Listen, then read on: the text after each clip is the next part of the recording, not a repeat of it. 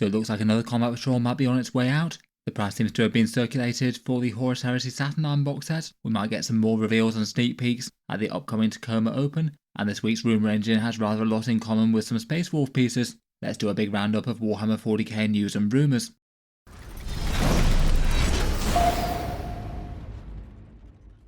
Hello and welcome back to Auspex Tactics, where today I thought I'd round up a whole bunch of Warhammer 40k things that have been happening over the week. Stuff that I found interesting in passing at the time, though didn't really need an entire video all to itself. All the stuff mentioned plus a few extra small things in this week's releases. First up, one thing that's been going around the Heresy subreddits has been a supposedly leaked screenshot for the pricing and the release date of the new Horus Heresy box set. That's the big Age of Darkness Saturnine box set. This one had been going around a fair few subreddits, supposedly out on the 26th of July, so still around about a month to go if that's right, and the pricing for it listed at £195, which would put it, I believe, at the same level as the Age of Darkness box. I believe that was $315 or €245. This one's the really big new Heresy one with 40 tactical marines, a big gun emplacement, the biggest dreadnought they've made yet, 6 of those enormous new Saturnine Terminators, and a couple of character models, one of them in Saturnine armour. I feel like the price isn't really too much of a surprise. It's the exact same one as the Age of Darkness box set they came out for the initial relaunch of Heresy. I did feel like you got a fairly similar amount of stuff here, so no really big surprises there, and you do get the big full rulebook too. For some reason they seem to go in with this higher price point for the Horus Heresy box sets and just include more stuff. Compared with the last one, this one does have a bit less direct crossover with Warhammer 40k. Perhaps the Saturnine Terminators not translating over enormously well. Maybe something like Centurions or Obliterators might be one of the closest things if you wanted to run them in the 41st millennium, I suppose. I might do a full video on it in the future at some point, try to break down the kits a little bit and see whether or not it might look like a good deal. I'd certainly be interested to hear your takes as to whether or not that looks good or not for the price for people who were interested in picking up some Heresy Marines. If that final release date does turn out to be right though, it still seems that we're a big 4 weeks off it yet. I guess that'd mean it wouldn't go up for pre-order for a week or two. I wonder if they'll do a 3-week pre-order period similar to how they've done certain edition launch boxes in the past. They've certainly been keeping the Heresy era content coming on Warhammer Community all this time. Speaking of which, I've been keeping a vague eye on their Heresy era promotions. It seems that despite that Horus Hearsay website seemingly being finished with, this hasn't quite been the end of the oddball marketing for the Horus Heresy. Over the last couple of days, they've done a couple of sort of 80s to 90s style action figure commercials. Maybe the sort of thing that you might get for Transformers or He-Man or something. Again, I guess trying to build up the hype for the Horus Heresy, and that action figure one focused on their Joy Toy ones who have done a fair few of the Primarchs now. As it goes for a retro TV ad campaign, it seemed pretty fun. It definitely looks well made. It does maybe feel just a little bit on the surplus to requirement side of things though. Maybe not generating quite the same sort of discussion as things like the actual big reveal that they had, the animated trailer or the hearsay thing. Linked under the videos is the Horus Heresy website, which now seems to have a choose your legion decision tree style thing if you wanted to play with that. I guess they might do a proper update of that when the box set comes out. Next up, it seems like yet another Combat Patrol might be going away. It seems that earlier in the week, Games Workshop took down a few Combat Patrol box sets. It seemed the Grey Knights and the Black Templar ones have been marked as sold out online. They're kind of understandable though, given that we're expecting their codexes in the not too distant future. And the Tyranids one seems to have mysteriously vanished as well, which I had heard rumoured was from an update for a box set with a Parasite and Mortrex in it though I guess we'll wait and see on that front. Also on top of that, the Leagues of Votann had gone for the UK and EU, and that one still seems to be marked as sold out online. And now it seems that in a similar style, the Drukari one has gone the same way. Again, that's marked as sold out online in the UK and EU, and usually when they use that tag on their web store, it means that it's gone away and it's not coming back. If that is the case and it wasn't just mislabeled or something, it's maybe not too unexpected, with Deathwatch and Demons not getting codexes in 10th edition it seems. Drukari are the last faction that we've heard literally nothing of on any roadmaps, though it kind of makes sense they're probably going to be one of the last codexes along with Leagues of Votann I guess, and that's to mean new rules for them and a new Combat Patrol, and certainly fingers crossed for new models as they're a range that desperately needs some updates. I think I've got a hard time imagining that any Combat Patrol they come out with will be quite as good as this one though.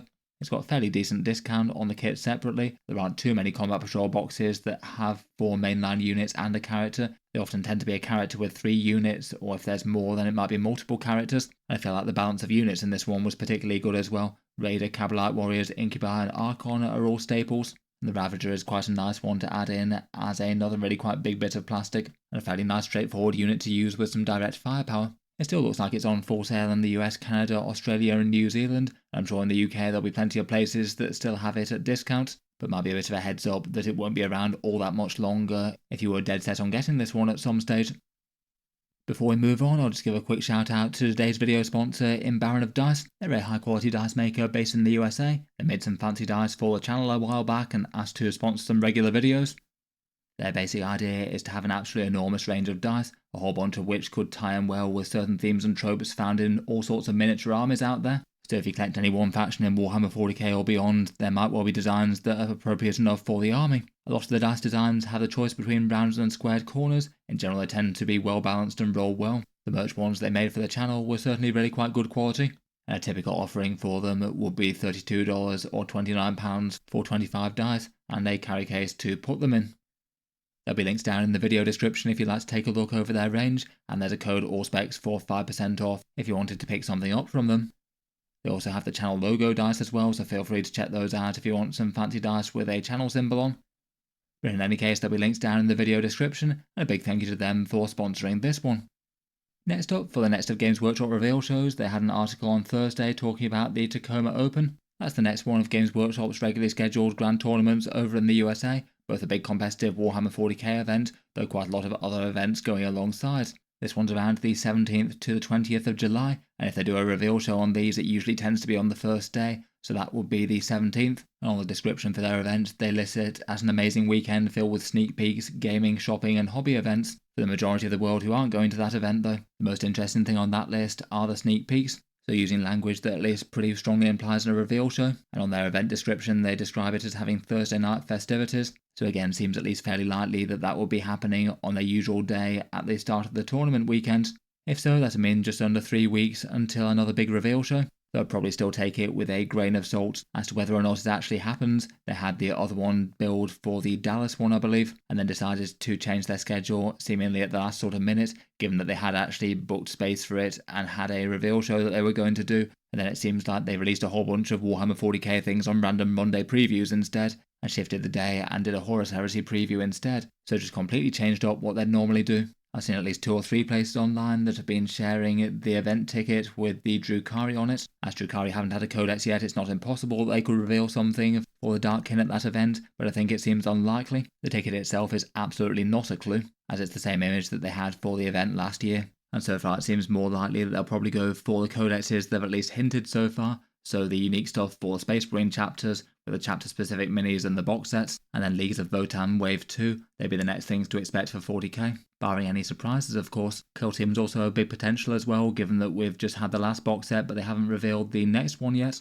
All of this is presuming that they decide to save all the reveals for big reveal shows, and not just reveal them on Mondays as they have been doing quite recently. Otherwise, if there doesn't happen to be one here, I guess the next date in the calendar would be the Nova Open. That's towards the end of August. They could do both if they wanted, I guess. There's a big 6 weeks in between them.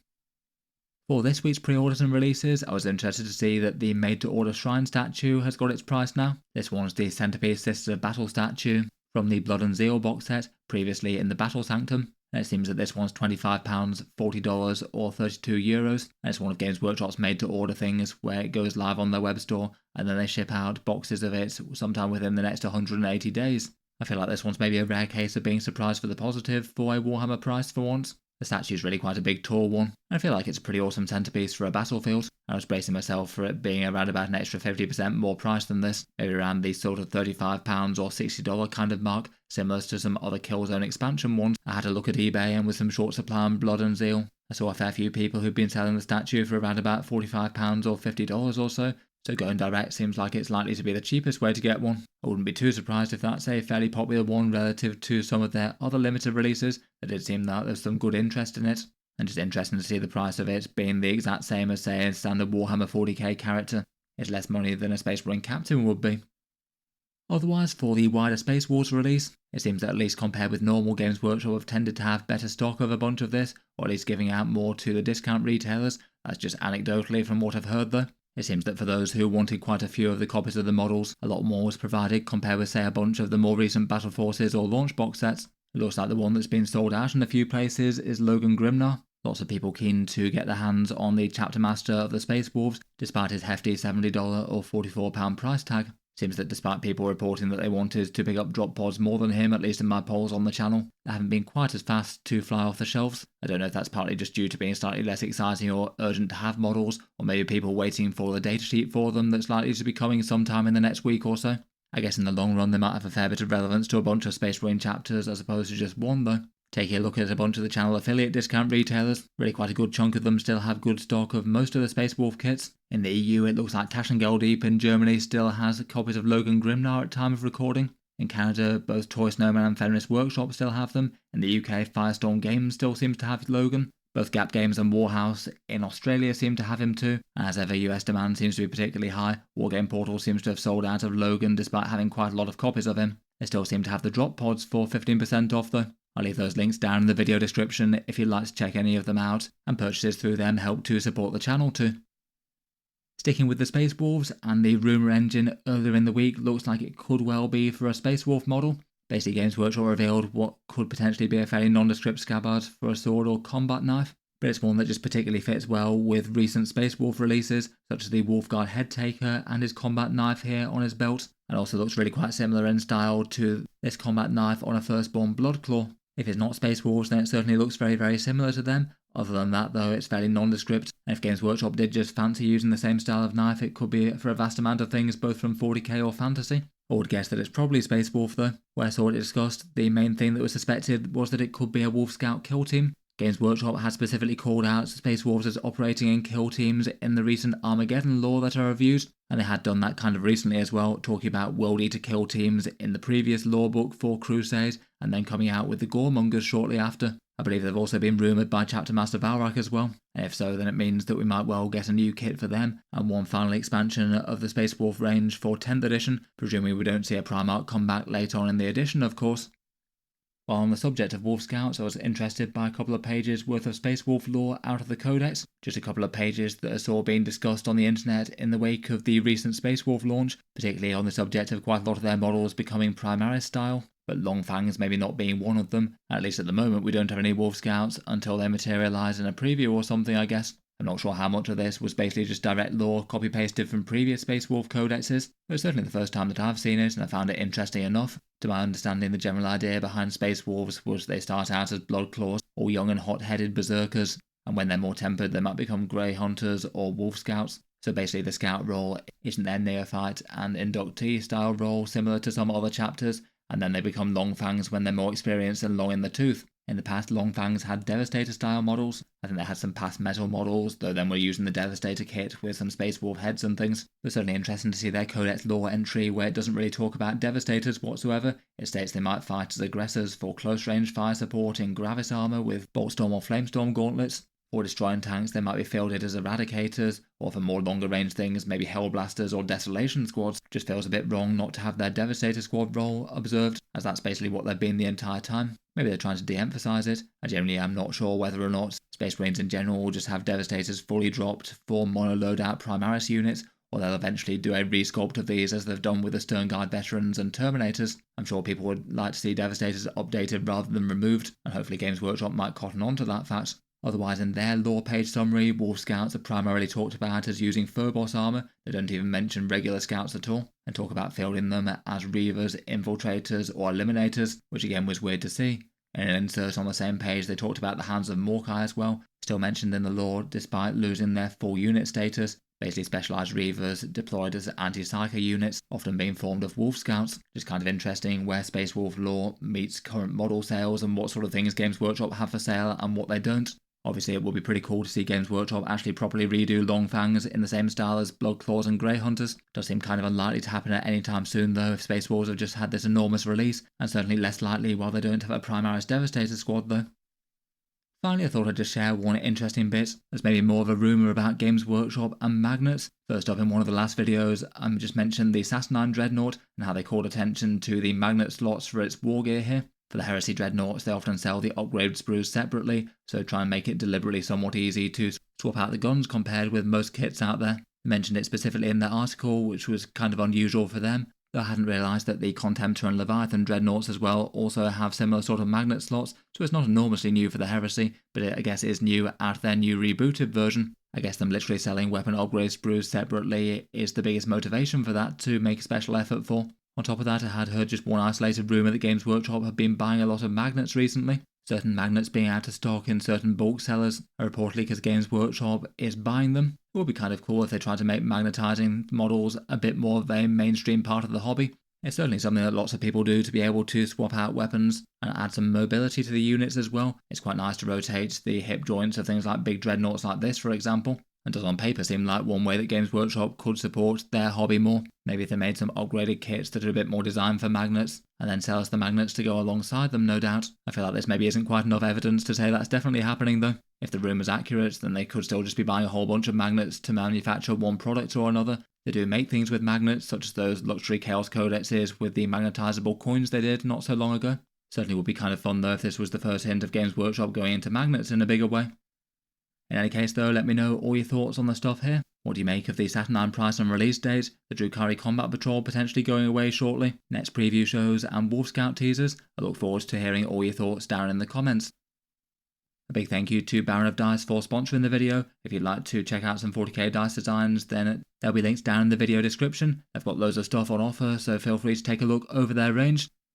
And otherwise, if you'd like to see more like this, then subscribe to Auspex Tactics. I'll certainly keep the regular 40k videos coming, with new ones out just about every day. If you'd like to support the channel and keep the videos coming, then the Patreon page is also linked down in the video description. If you'd like to support, then that has a few benefits: seeing certain videos early, regular votes to see what sort of things come next, and automatic entry into the regular prize giveaways with a chance to win some big model kits each month. If any of that sounds good to you or you'd like to support, the link is in the video description. In any case though, a massive thank you for listening, and I'll hope to see you guys next time.